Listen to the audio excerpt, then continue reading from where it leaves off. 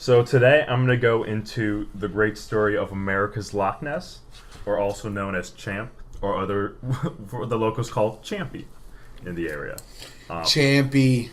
That's my Champ. boy. So in American folklore, there's a tale of a lake monster that lives in Lake Champlain, which is a nearly 125 foot long body of fresh water. It's in New York, Vermont, and part of Quebec. Like I was saying, it's referred to as America's Loch Ness, closely resembling the Loch Ness Monster in Scotland. Over the last hundreds of years, there's been nearly 300 reported sightings. It's not the biggest known cryptid, but it's definitely one that's been getting a lot of attention. Some of the earliest reports actually date all the way back to Native American tribes living around the area. Both the Iroquois and the Abenaki speak of this creature. I do apologize if I butchered any of those native tribes. Probably did. But yeah, a lot of those stories from them were passed down through generations of the elders just telling the story of the creature. It actually was, and then when Europeans started to come settling in the area, they actually started reporting it as well, talking about a huge fish-like creature in the lake, being seen from boats, being seen from the shoreline, coming up from the water. It wasn't until 1873 till it was actually taken somewhat seriously, where this was actually, I thought was really cool. P.T. Barnum, who you might know from his circus. Have you seen The Greatest Showman? I haven't, but I know who that is. Exactly. But yeah, I haven't seen it though. Yeah, he was an American politician, showman, businessman. He actually came out in 1873 and put essentially a bounty on the head of Champy and said, if you can prove it or if you can bring me this monster, I'll pay you for it. The most famous sighting that occurred was in 1977 by Sandra Mancy. Her and her husband, 2 kids, were actually on vacation in Lake Champlain, just enjoying the nice day. Her kids were playing along the shoreline. Her and her husband were just chilling around, watching. Her husband actually left for a moment to go get something from the car. While he was gone, she noticed something emerge from the water. She first saw a lot of ripples, thinking that it was a large school of fish or possibly a scuba diver coming up from the lake. What she actually then saw was this huge snake-like head come out of the lake. It looked at her and it was just like starting to sway around, looking around. During this entire thing, she never felt threatened, so she just stared at it for a couple minutes. It was until her husband came back and actually screamed at them to get back in the car that it actually started to seem like he was getting agitated. When they were returning back to the car, she was actually lucky enough to snap a picture of what she thinks the creature is, which we'll post this just so everybody knows what's going on with it. Yeah, it looked like a dinosaur, bro. Yeah, it looks fucking crazy. Yeah.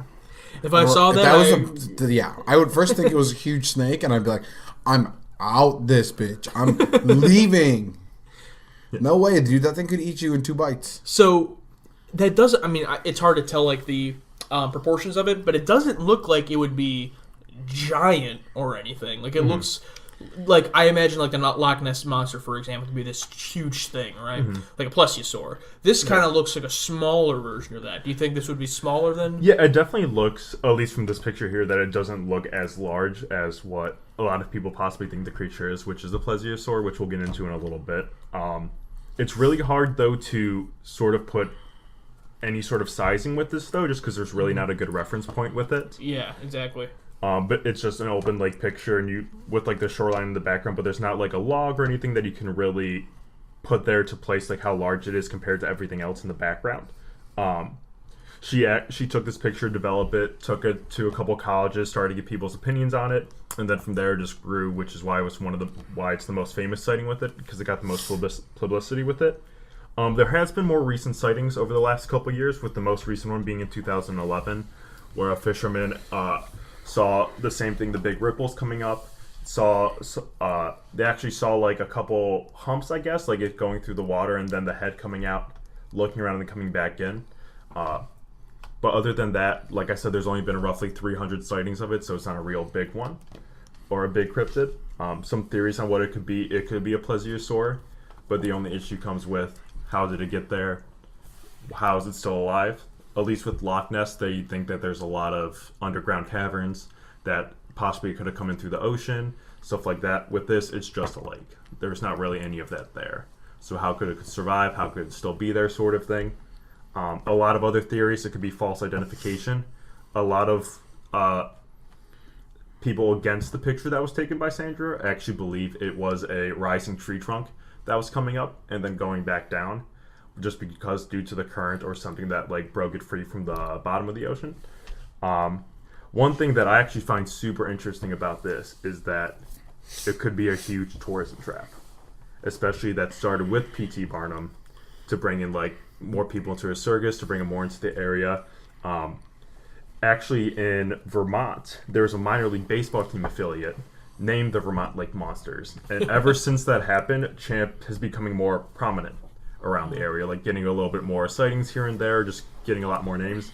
I know they actually have a huge statue of Champ in one of the local cities, and they actually have like a sort of like Champ Day for it that brings in a lot of tourists, so it is a pretty big tourist trap around the area. Yeah. So, So I was going to say, if that's all the theories, what do you think is the most believable? I personally believe it is a lot of false identification that led to the tourism. Like, it probably hit, like, a lot of people are thinking about this, and someone's like, we can make money off this. We can bring more people here, we can bring the tourists, we can sell whatever we need to. Or even back in the day, it's like, we can just bring people to this area with the idea of there's a monster here, and especially if we put a bounty on it. How would you explain the picture that we're looking at? What do you think that would be? False identification of something else. Whether it is a tree trunk, or just something else that's floating in there. It could even also be a complete hoax. Because the most famous picture of Loch Ness, that was proven to be a hoax of a little toy that was created. So this could be something similar, not saying it was a toy or something, but they could have faked it from the very beginning. When it comes to cryptids, I'm a big, like, scientific believer, I guess. Like, ask questions first. Like, I bet there's a lot of cryptids that can be explained through science, like false identification, which is why I guess I'm really big into it, because I want to know which ones could really be real and which ones you could just mark off right away.